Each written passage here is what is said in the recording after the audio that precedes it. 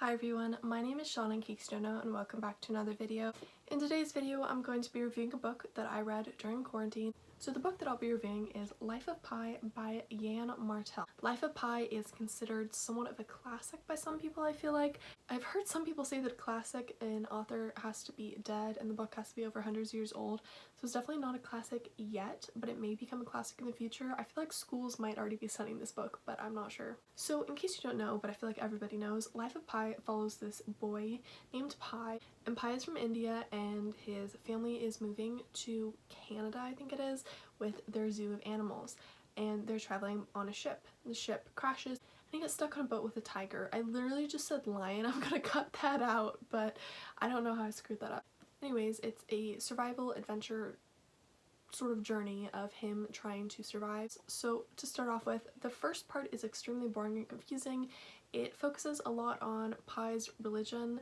He has 3 different religions that he practices, and I'm not gonna spoil which if you want to be surprised by that. It was interesting, but it does sort of contradict each other a little bit, those 3 religions, but I guess some people might practice all 3 and that's completely okay. But yeah, the first part was not that interesting. The second part was more interesting, but it wasn't that great. I'm not talking spoilers yet, I will talk spoilers later in the video. The second part had some very graphic, violent, and gross and depressing scenes, so it definitely is not for everyone.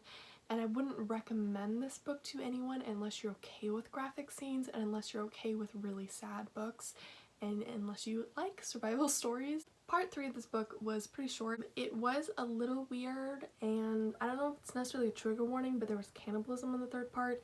I'm gonna include it as a trigger warning because it's a very difficult topic to read for some people, I feel like. The third part sort of, I don't know, it's somewhat almost contradicted the second part, so I was really confused by that.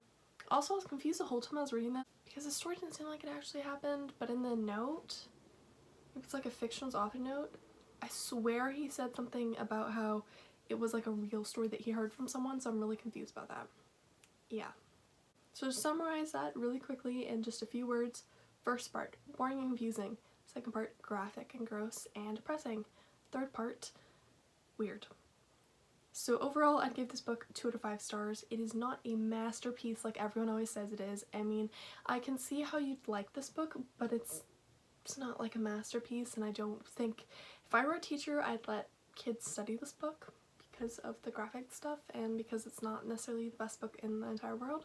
Let me get into my spoiler thoughts really quickly. So some of the graphic parts I had issues with that were really sad, and I had to pick up my cats after I finished reading some of these sad and graphic parts because I was so sad from the book. So I would pick up my cats. I'm like, it's okay, this animal died in here, but you're okay, you're safe, you're fine, I will protect you. Yeah, one of those scenes was the hyena eating the zebra alive. That was freaking disturbing.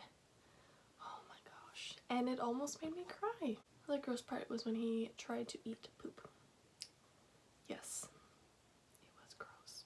The human teeth part of the island that he discovers at the end was disturbing too, and I was a little bit like, this is really creepy to be reading at 2 in the morning, because I do most of my reading at 2 in the morning. I thought the island was cool, and I was like, I love picturing this in my brain, it seems so cool. And then he found the human teeth, so basically people were going to the island and the acid was killing them but leaving their teeth. That part was disturbing as heck. The parts where he ate the turtle were also disturbing. I love turtles, and it was very graphic the way he was killing the turtles and eating them, and I was like, but it's okay. I can't tell if this is a real story or not. Why does no one talk about that? I was literally watching a Life of Pi review on YouTube recently-ish, and someone was talking about how they thought Richard Parker, the tiger, symbolized something, and I was like, is this a real story or not? Because if this is a real story, I don't think it symbolizes anything, you know? If I were to write a biography, this Dobby shirt wouldn't symbolize anything. Am I making sense? I don't know if I'm making sense. I hope I'm making sense. But in day-to-day life, you don't have symbols, right? Right? Maybe you do. I don't know. I'm confused. Anyways, those were my thoughts on this book. They were sort of all over the place, but I needed to talk about this book. Again, I would not recommend this book to anyone unless you like graphic things and you like survival stories. And just remember that there is religious parts for like a good chunk of this book, and I know some people really do not like reading about religion. That's all I have for today's video. If you want to see more reviews, feel free to give this video a thumbs up and feel free to check out my Goodreads.